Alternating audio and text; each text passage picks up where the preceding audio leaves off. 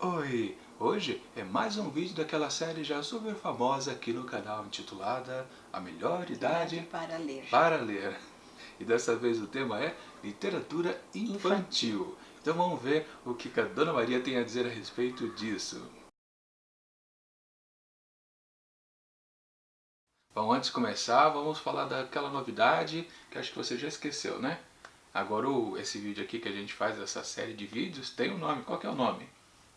A Melhor Idade para Ler. Aê! Muito bem, a Dona Maria lembrou. Eu lembrei. Muito bem. Já que ela lembrou, então vamos fazer então a abertura do vídeo agora, porque eu mudei as ordens, você nem percebeu, né? Não. É. Enfim, começando, e já que vamos falar sobre literatura infantil, vamos recordar um pouco por que você foi cair justamente nesse tipo de literatura, né? Você estava já, depois da operação, você já estava um pouquinho tempo parado, sem ler nada, aí você descobriu a literatura infantil, né? Porque eu não tinha vontade de voltar aos livros que eu estava lendo, né? Aí eu falei, quem sabe a literatura infantil seja mais leve para se ler, né? Para entender, porque aí não podia pôr a perna para cá nem para lá, então aquilo ali incomodava. Isso é uma literatura que eu tinha que fixar mais a cabeça para poder entender bem o texto. Aí eu deduzi que a infantil seria mais leve, né? Mais tranquila, né? Mais tranquila, isso. E aqui é mais difícil, que seria de fazer a leitura, é porque você estava nas obras do Machado de Assis já da fase realista, né? Você já tinha lido tudo da fase romântica. Aí estava lendo o primeiro livro da fase realista, que é Memórias Póstumas de Brás Cubas, né? E você... Na verdade, você começou a ler um pouquinho antes da operação, acho que foi, né? Foi um pouco antes, eu li algumas páginas, não são muitas, mas eu mais li, eu não sei o total, né? Aí depois que você voltou do estaleiro, aí você não leu mais nada. Não li mais nada. Aí, eu não lembro, fui eu que dei a ideia de você ler? Não, acho que foi você que teve a ideia de ler. Não, foi eu que tive a ideia, né? E qual dos dois que você começou a ler primeiro? Não, até que a ideia de ler os livros infantis foi antes, antes de ir para a cirurgia. Porque eu ia com o seu pai. Que você fazia lá os exames primeiro? Do seu pai, o meu. Aí a gente levou uns livros mais fácil até de transportar também. De transportar, ser manuseado lá. Às vezes não tem nem lugar pra gente sentar, né? E aí quando eu fiz a cirurgia, eu lembrei. Então eu paro o Machado e volto neles, que eu achei eles bem mais leves mesmo, né? O entendimento, assim. Achei que dava para aguentar a dor e entender a história, né? Verdade. Aí foi mais fácil de ler, né? E achei legal, aí foi bom, né? Porque aí comecei com... Primeiro que eu li foi O Menino do Dedo Verde, né? Do Dedo Verde? Não foi o Caçados de Pedrinho? Não, foi do Dedo Verde. Depois, me parece que foi. Então, o primeiro que ela leu lá, ainda no período que ela estava parada, ficando lá horas e horas esperando, né? Então você leu primeiro O Menino do Dedo Verde, do Maurice Druon, que é uma literatura francesa, um clássico da literatura francesa. Aí depois você leu Caçadas de Pedrinho, do Monteiro Lobato, que aí já é a nossa literatura. E dos dois, você lembra qual foi o mais fácil de ler? Porque os dois são literatura tranquila, né? Porque tudo é fábula, né? Os dois são uma fábula mesmo, né? Então é fácil o entendimento, mas é diferente, porque parece que o Caçadas de Pedrinho, a gente entra na história e vive ali junto com eles, né? E o Menino do Dedo Verde, a gente começa a ver o porquê do menino estar fazendo aquilo, né? O que aconteceu para ele estar fazendo. Aí a gente começa a pensar, será que foi por isso? Até chegar o momento de descobrir o porquê, né? Então, e do Pedrinho, da caçada do Pedrinho, não, eu entrava lá e já ia caçar, eu tinha de caçar com ele, porque na história lá do Sítio do Pica-Pau Amarelo, né, que tem todos os personagens super famosos, realmente é uma história aventuresca, eles estão partindo para uma aventura, principalmente porque a história de Caçados de Pedrinho, ela é dividida em duas partes bem distintas, né? Uma história não se conecta à outra praticamente, né? A primeira que a gente tem a caçada à onça, né? Isso não é spoiler dizer, porque é exatamente o que acontece, né? Depois, na segunda parte, que aparece um rinoceronte lá no sítio, né? Lá no sítio ele aparece. Por um motivo lá que também a gente não vai dizer, porque é interessante descobrir depois. É muito interessante. Mas aparece um rinoceronte lá e tudo que acontece por causa dessa tal aparição meio fantástica, né? Mas de qualquer forma, essas duas partes dessa história conjunta aqui, todas estão assim na pegada mais aventuresca mesmo. Por isso que a gente se diverte mais e se envolve mais nos personagens, né? Já na história aqui do Menino Verde, na verdade é uma história que a gente acompanha o que está acontecendo com ele, né? É, com ele. Desde que ele nasce, né? Desde que ele nasce até ele chegar às aventuras, vamos pôr assim, as aventuras dele, né? Não chega a ser uma aventura, né? Porque não tem emoção, né? Ele começa a transformar o mundo. Tem emoção pra ele, né? Ele tá transformando o mundo, tá. Eu acho que tem uma emoção. E eu não lembro quantos anos tinha o Tisto, né? Que é o personagem principal. Foi na época de escola, né? 7 anos, 8 anos, né? Que era não lembro, nem lembro se fala a idade dele. Acho que fala, né? Acho que fala, sim. Mas é quando ele entrou na escola, né? Que começa a transformação dele, né? Sim, que na verdade ele tem um problema. Uma coisa que a gente pode dizer no início, né? É que depois que ele vai para a fase escolar, a gente acaba descobrindo que ele tem um problema lá na escola. Ele não consegue se concentrar, né? Uma coisa bem comum até, né? Muitas crianças às vezes não se concentram. É uma criança ativa fora da escola. Quando vai para a escola você pensa, vai se desenvolver tranquilamente. Mas ele não conseguia, né? Ele se distraía e não conseguia entender nada do que era ensinado. Acho que isso aí a gente pode falar. Ele não distraía, ele dormia na aula, né? É verdade, ele dormia. Ele dormia a aula todinha. Verdade. Ele nem se interessava, né? Ele achava tão tedioso que ele dormia, literalmente, né? Aí, só para resumir até onde a gente pode ir, né? Ele foi literalmente rejeitado pela escola. Ele foi devolvido para os pais. Devolvido, né? Não serve para estudar porque ele não tem uma aptidão para isso, né? E aí o pai e a mãe tentam consertar esse problema, tipo, arranjando novos professores para ele. Que eu acho que é uma coisa muito interessante dentro do ensinamento para a criança, né?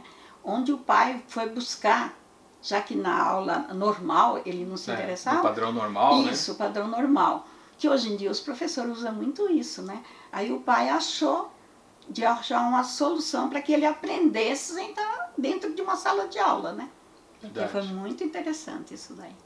E a gente pode fazer uma comparação também com a história do Sítio do Pica-Pau Amarelo, que geralmente as histórias do sítio acontecem em períodos de férias, né? Porque eles vivem, claro, na cidade, aí quando chega o período de férias, eles vão pro sítio da avó, da Dona Benta, né?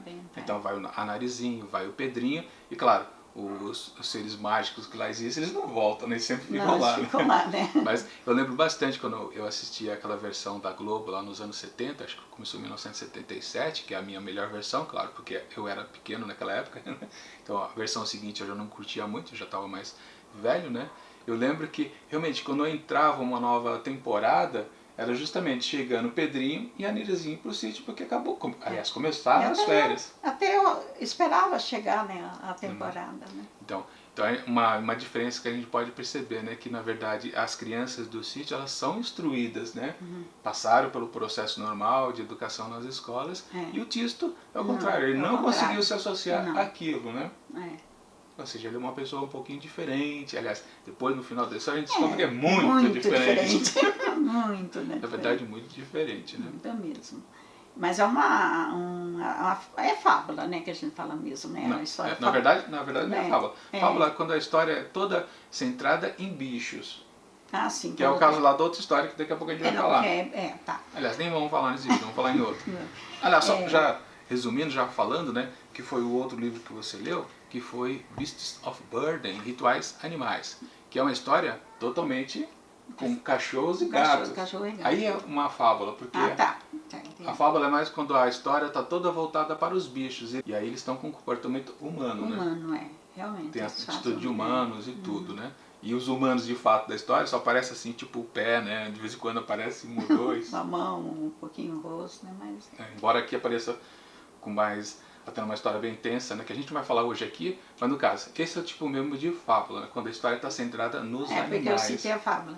É que aqui no sítio aparece a onça, as onças até falam, os animais falam, mas não chega a ser uma fábula, porque nós está totalmente centrada neles, né? Ainda existem os humanos e os humanos dominam a cena, né? Por isso que a gente pode chamar não pode chamar exatamente de uma fábula.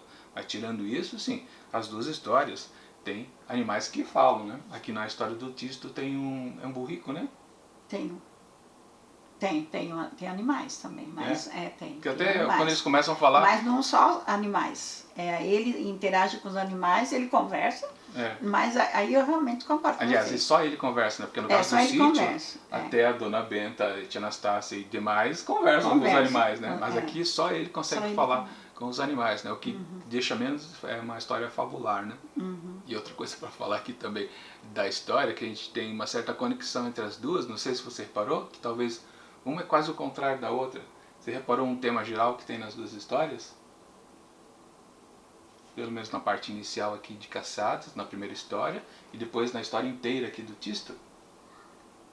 Da família, da cidade em si? Não, é que a gente tem um contexto de guerra e paz. Sim, tenho. Guerra e paz, tá certo. Não, eu conheço, mas eu não me liguei nas duas, né? Uma coisa que a gente pode dizer a respeito da primeira parte aqui de Caçados de Pedrinho, que a turminha vai caçar uma onça, né? E tendo lá o resultado da caçada, os animais ficam contra os humanos e começa literalmente uma guerra entre animais e humanos. Uma coisa completamente declarada, né? Depois, claro, eles vão resolver a situação que a gente não vai dizer aqui, porque senão é spoiler. Aí não dá, e o contrário aqui, na história do Tisto, é que essa história totalmente pacifista, né? Ele quer arranjar um jeito de a guerra não existir, acabar. E não só a guerra em si, mas qualquer dificuldade. Qualquer dificuldade. A guerra depois vem numa segunda parte aqui da história também, né? Na segunda mas cai parte. mesmo na guerra tem uma outra, e a gente percebe que é uma história totalmente pacifista, ou seja, o próprio autor, o Druon, ele vende essa história de que a gente não precisa cair nos termos da guerra, né? Para encontrar alguma felicidade. Que na verdade, no conceito geral, a gente pode dizer que o Tisto, ele quer deixar com que o mundo fique um pouco mais bonito, mais belo, né? Principalmente com a magia que ele consegue. Com a magia que ele consegue. Porque a magia é legal a gente não dizer, você descobrir por conta própria. É muito legal, a magia não pode dizer. Porque você fala, coisa meio maluca, né? É maluca, né? Mas funciona, né? Funciona. Pelo menos nos termos aqui da história, ela encaixa certinho. Com o ideal do Tisto, né? Ele contraria muita gente, com certeza. Já que o Monteiro Lobato, ele coloca os termos da guerra muito evidente, e como ele deixa que não são apenas os humanos que são perigosos, também os animais podem se reunir e acabar com todos os bípedes, como eles colocaram, né? Os bípedes pensantes, né? Pensantes. Mas é uma história, uma comparação curiosa entre as duas histórias. Mas levando agora isso em consideração, que você não estava lembrando agora, você acha que a história do Tisto realmente é uma história que prega a paz, e a história do Monteiro Lobato é uma história que fala sobre a guerra? Não que ele fale a favor da guerra, mas ele também, na verdade, usando um contexto de guerra, ele também é tão crítico quanto a história do Tisto, que é mais claro, você percebe que é uma história pacifista, né? Já a história do Monteiro Lobato, ele faz a crítica sem dizer a coisa. Precisamos parar com as guerras. Não, ele dá uma história de guerra e a gente que pensa. Que vai fazer pensar e analisar e ver o que ele quer dizer, né? O que ele quer dizer, né? Ele não fala aberto, né? Isso. Se bem que isso também não fica bem aberto, né? Bem em si aberto. Não, fica porque ele interfere. Na segunda parte da história, ele interfere bem numa guerra por causa da magia que ele faz, né? Ele interfere mais. E na verdade, o texto do autor, o narrador aqui, ele passa pra gente que a guerra não leva a nada, né? E aí, ele passa ele isso aí, de uma maneira bem clara, bem né? Claro. E principalmente por causa das consequências que acontecem por aqui. Já na obra aqui do Monteiro Lobato, ele apresenta uma guerra que a gente nunca poderia pensar, que é dos animais contra a gente, né? E ele não diz depois, durante todo o texto, que isso é errado, a guerra. Não. A gente que tem que tomar essa noção que a guerra é errada, né? Justamente na coisa da ação e da reação, porque a guerra só começa porque eles fazem uma atitude violenta. Talvez ele queira passar quando fim dos animais interagindo com os humanos depois. Na onça não, na onça, mas no rinoceronte ele passa a pertencer, né? Talvez sim, nisso daí... mas o problema não é que eles não tinham a interação, né? Sempre existiu a interação tanto dos seres, dos animais que a gente conhece e existe, quanto os seres mágicos, por exemplo, os seres mágicos que a gente pode considerar, né? Que é a Emília, o Visconde Sabugosa, o Rabicó, que são todos...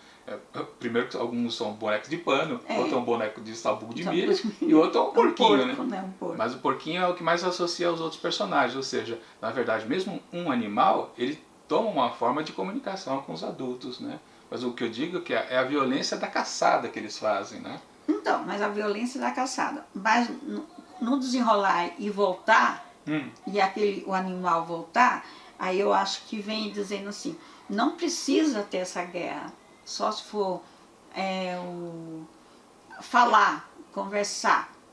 Sim, mas a guerra não acabou por causa da conversa, não. Você sabe como foi a solução da história, né? Que foi a Emília, claro, que inventou a solução, né? Mas não foi não teve um ato de todo mundo concordou, né? Não vamos ter guerra, não vamos ter nada. Na verdade, a guerra aqui ficou no modelo tradicional, que um país guerreia com o outro, alguém vai sair vencedor. E alguém saiu vencedor aqui dessa pendenga, né? E não teve um acordo de paz, ninguém falou, devemos não entrar em guerra. Não. Isso que eu falo que é uma diferença de um texto para o outro, porque aqui existe uma imposição do autor que devemos cultivar a paz. Seja de algumas maneiras que ele apresenta aqui. E aqui no caso do Monteiro Lobato, ele não diz como a gente deve pensar, ele apenas apresenta o produto. Ele apenas apresenta aliás, a história, né? O contexto o diálogo das crianças com o bicho e tal.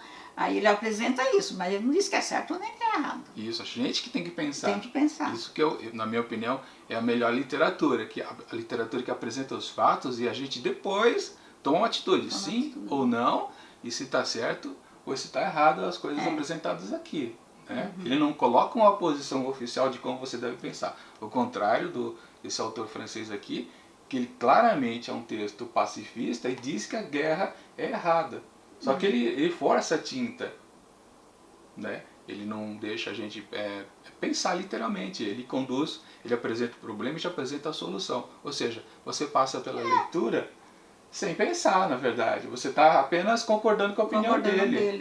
Já que na história do Monteiro Lobato, como ele não expõe nenhuma opinião dele, ele só apresenta os fatos, você, quando termina a história, depois que você se manga, peraí, isso aqui é uma história infantil, mas tá cheio de violência? Por quê? Porque ele quer que você pense. E o que ele quer que você pense? Não sei, não interessa, ele não deu resposta, é apenas para você pensar, para você ter a sua resposta. Né? Por isso que eu acho que a literatura aqui, na comparação desses dois livros, está fazendo uma comparação, né, dos dois. A proposta de discutir a guerra, discutir a paz, está presente nas duas histórias. Só que eu acho que o Monteiro Lobato sai muito melhor porque ele não faz a gente pensar o que ele quer. Já o autor francês faz. É verdade. É que eu quis dizer que através das atitudes das crianças com os animais, aí pode-se chegar a uma conclusão. Quem quiser pôr a cabeça para funcionar, pode chegar a uma conclusão de que realmente depois de tudo isso não precisava vamos dizer, essa guerra entre eles. Haveria só um modo de pensar. Mas são crianças, você leva para o outro lado, é crianças, né? Ele mostra criança com animal, porque raciocínio ali é mais difícil, né? O bicho não tem, né? E a criança... não tem como ela com as idades. Não, a gente pode dizer que os bichos têm raciocínio mas eles fazem uma assembleia para decidir a guerra. Não é uma coisa assim, tipo um bicho convence os demais, não. Na verdade eles fazem uma assembleia, é bem exposto isso aqui pelo Monteiro Lobato também, que ele deixa bem claro que eles se reúnem, eles pensam a respeito disso. Então, decidem ir pra guerra. Mas não se comunica só entre eles, não comunica com o humano, né? Não, eles não tentam um acordo de paz. De paz, isso, né? Um acordo de paz. Mas ao final, eu não lembro exatamente como é que a história termina, mas eu acho que depois que o problema é solucionado, graças a Emília, não se pensa mais no assunto, só se tem um momento de paz, de tranquilidade, onde as coisas voltaram ao que estava antes, mas o status não mudou. Não, continua mesmo, né? Na verdade... É por isso que eu digo que aqui no caso da história do Monteiro Lobato, a paz não foi estabelecida, apenas um dos lados ganhou. Ou seja, continua a mesma coisa. Né? Já no caso da história do Tisto, a paz é estabelecida porque a guerra ficou inviável pelo que ele fez. Né? Ele sacaneou com todo mundo. Você falou a palavra certa, sacaneou. Ele sacaneou com todo mundo. Né? A guerra não tem como a guerra acontecer do que ele fez. Já no caso da história do Monteiro Lobato, a guerra pode acontecer porque tudo voltou ao normal. Voltou ao normal, realmente. Então não houve um acordo entre animais e humanos de que vamos viver em paz agora. Não, Não precisamos mais disso, não. Isso na aí verdade, não, pode acontecer outra guerra. Pode. Caso algum dos lados agrida violentamente o outro lado sem muito motivo aparente, né? Tipo uma defesa, né? O que aconteceu ali não foi um caso de defesa, né? Estavam fazendo uma caçada. Uma caçada, né? Mesmo. Né? Eles foram atrás. Por isso que eu digo que no fundo as histórias, mas claro, é que é aquela coisa da opinião, né? Opinião. Você pode achar uma maneira diferente de interpretar as duas histórias. Agora no lado fofinho, qual que você acha mais com cara de literatura infantil? Porque se a gente combinar, se as duas tocam em temas adultos, as duas talvez fujam um pouco da temática infantil, né? Você acha que criança pequena lê as duas histórias? Talvez mais o Dedo Verde, né? Mais o Dedo Verde? O menino Dedo Verde. O Sítio do Pica-Pau, As Caçadas de Pedrinho, por causa sítio mesmo. Mas por causa que já houve na televisão o Sítio do Pica-Pau. Mas hoje em dia ninguém lembra. Não sei se as crianças de hoje em dia têm acesso a... Que, na verdade, a última versão que teve, eu vi a de 1977, ou seja, os anos 70 para o comecinho dos anos 80. Depois foi no comecinho dos anos 2000, 2001, que, se não me engano, começou a outra versão. Então a gente tem quase uns 15 anos que não existe esse sítio. Ou seja, todas as crianças que estão nascendo depois disso não sabem, não viram na TV o Sítio do Pica-Pau Amarelo. Então eles não têm nem o visual dos personagens, né? Eles não sabem o que é uma Emília, né? Que aí cabe aos pais, né? Por exemplo, ninguém sabe que a Emília anterior foi feita por uma criança, que foi Isabelle Drummond, né? Que hoje é uma atriz que estava lá na novela recente, né? Lá do Verão 90, né? Que ela era maluquinha lá, atriz péssima, né? Péssima. Ela era Emília quando era Totico, né? Ela foi a primeira Emília infantil mesmo, né? Uma atriz mirim. E a criançada de hoje em dia não tem contato com isso, eles não sabem o que é o sítio, né? Porque se não vier pela parte comunicação, telecomunicação, seriam os pais. E os pais também, não sei se hoje em dia tem a liberdade, não ser através dos livros, mas eu acho que é mais fácil através dos livros. Mas é difícil algum pai indicar uma história do Monteiro Lobato, porque quase todos não viram. Então, E pior ainda, né? Nenhum pai também vai indicar essa história do Tisto, porque embora seja um clássico francês, da literatura infantil, muita gente não conhece, nunca ouviu falar, né? Eu, por exemplo, eu sabia desse título durante muito tempo, mas não sabia quem tinha escrito. E quando finalmente li agora, eu entendi por que ele é famoso, né? Mas de qualquer forma, né? Aliás, uma dica também aqui para o nosso vídeo, né? Que embora o tema principal seja de alguém que está retornando à literatura depois de muito tempo, no caso aqui específico, isso aqui é uma dica para os pais, né? Que talvez ainda não queiram ler de novo, mas eles podem indicar esses dois livros para os filhos, né? E é sempre aconselhável, né? O pai ler junto com a criança, né? Ou pelo menos ler antes para saber se o que está dentro do livro, ele aprova, que a criança queira aprender sobre aquilo, né? Isso é sempre importante, né? Porque eu acho assim, que se não passar para frente, vamos falar da Sítio do Pica-Pau Amarelo. Eu acho assim, que se não passar para frente e não ver, parece que a história falando sobre o Sítio do Pica-Pau Amarelo, a história morreu, ali morreu, porque se os pais não vão ver perante os canais que tem a comunicação e não passar para o filho, a história até que morreu. É a mesma coisa que eu estava dizendo.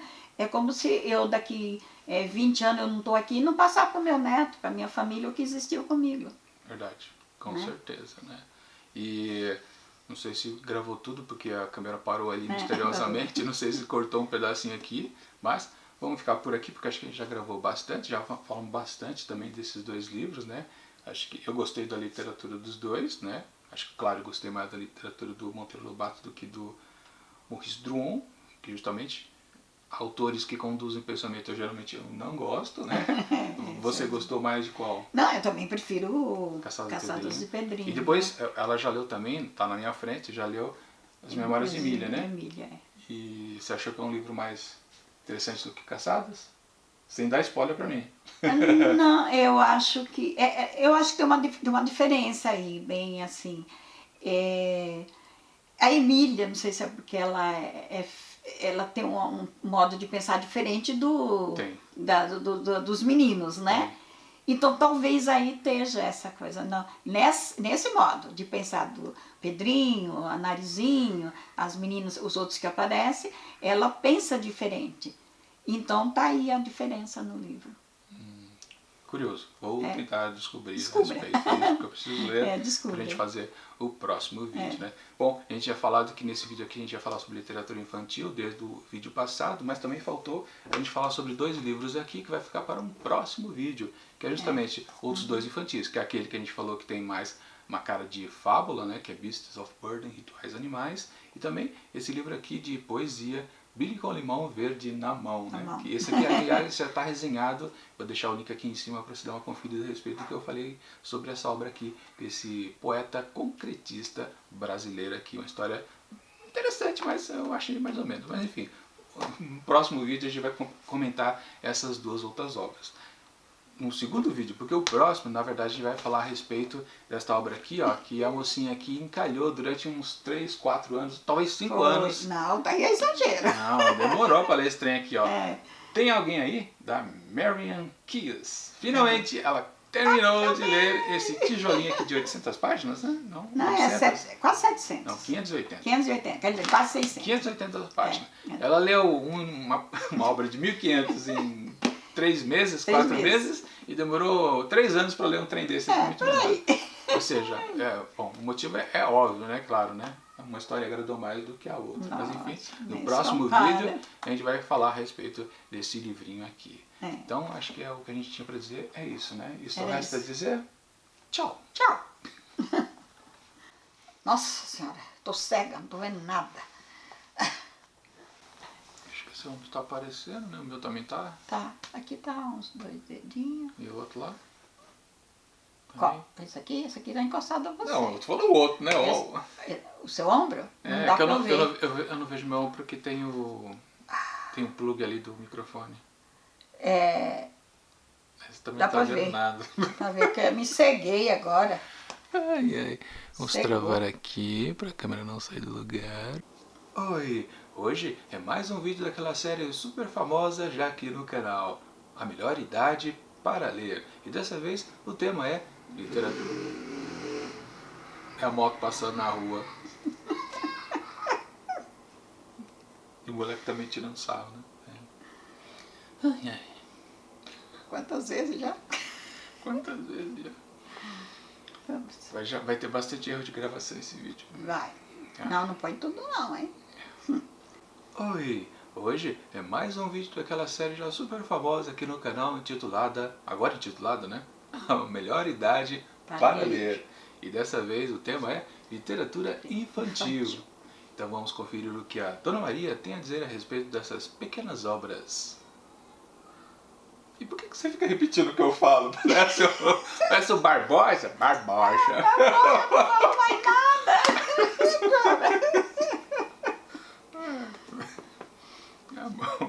Agora fica mudo. Tá bom. Vamos lá. Enquanto os cachorros estão quietos, a criançada também não passa moto na rua. Enfim.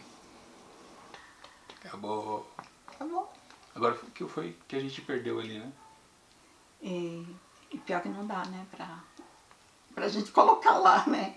Às vezes dá, né? Eu consigo. Às vezes eu percebo que a parte que a máquina comeu, eu vou lá e gravo de novo.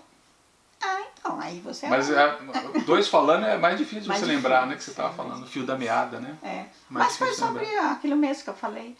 Eu sei, mas é que não sabe quanto que a gente perdeu. E a gente não e depois você tá falando um tempão aqui, um pra cara do outro, e o negócio tá desligado lá.